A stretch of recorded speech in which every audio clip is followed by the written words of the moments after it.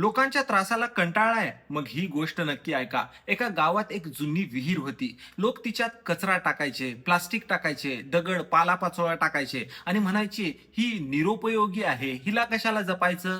वर्षानुवर्ष ती विहीर शांतपणे हे सगळं सहन करत होती. मग एक भयंकर दुष्काळ आला. नंतर नळ बंद, टँकर बंद, लोक पाण्यासाठी तडफडायला लागले.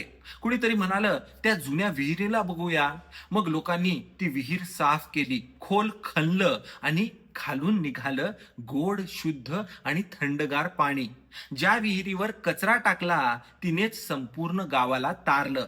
तुम्ही ती विहीर आहात. आज लोक तुमच्यावर टोमण्यांचा कचरा टाकतायत, तुम्हाला कमी लेखतायत, तुमची किंमत त्यांना कळत नाहीये. पण एक दिवस येईल जेव्हा त्यांना तुमची खरी गरज पडेल आणि त्या दिवशी त्यांना कळेल ज्याला टाकाऊ समजत होतो तोच अनमोल निघाला.